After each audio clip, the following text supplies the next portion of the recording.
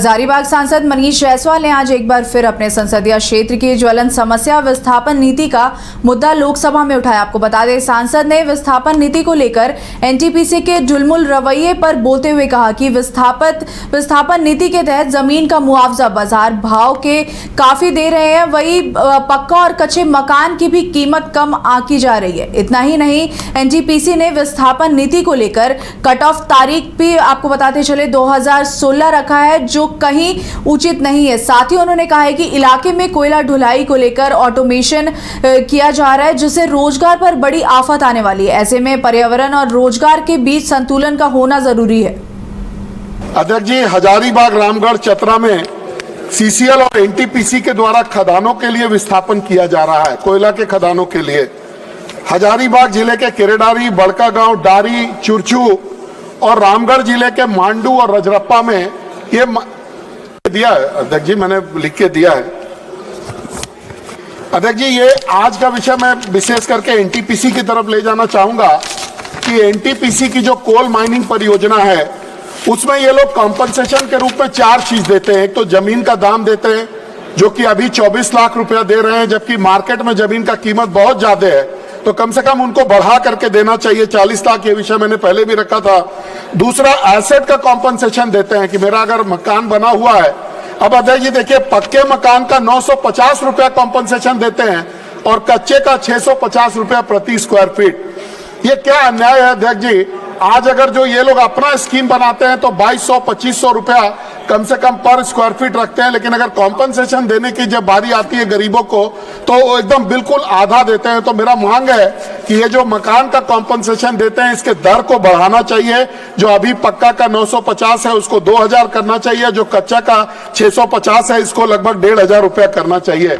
तीसरा, विस्थापन का लाभ। अब देखिए, यहीं पे पेच फंसता है अध्यक्ष जी। इन्होंने क्या किया है कि एक जज दिन इनका माइंस शुरू हुआ 16/5/2016 को, पकरी बरवाडी करके एक माइंस है, उस दिन इनका माइंस शुरू होता है।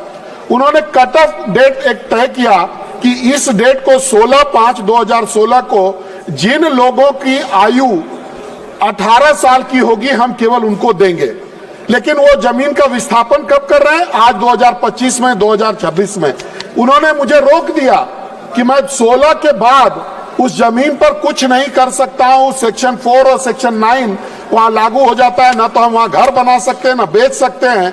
और अगर आज वो हमसे लेते हैं, जिस दिन वो लेंगे उसी दिन का कॉम्पनसेशन देना चाहिए। ये न्याय उचित होगा। तो मेरा आपके माध्यम से ये भी मांग है कि ये जो कॉम्पनसेशन है, इसके रेट को, ये जो डेट है, इसको बढ़ाया जाए। अध्यक्ष जी, 1 मिनट हमको समय दीजिए, मैंने बहुत मुश्किल से आज आया है अध्यक्ष जी।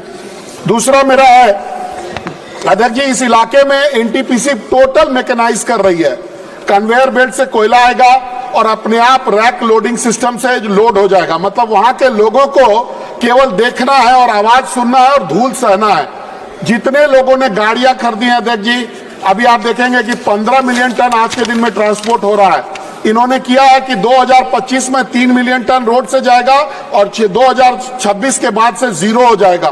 तो टोटल जो रोजगार है अध्यक्ष जी, वो खत्म हो जाएगा। तो मेरा मंत्री जी से आग्रह है कि एक बैलेंस स्थापित करना चाहिए कि हमको पर्यावरण को संरक्षित करना है, लेकिन रोजगार भी महत्वपूर्ण है। तो जो लोग ट्रांसपोर्ट करते हैं, जो लोग वहां लोकल रोजगार करते हैं, इन सभी लोगों को वहां पर जो है अध्यक्ष जी, ये जो है उन सभी को बैलेंस करना चाहिए। ये एक बहुत महत्वपूर्ण मांग है अध्यक्ष जी।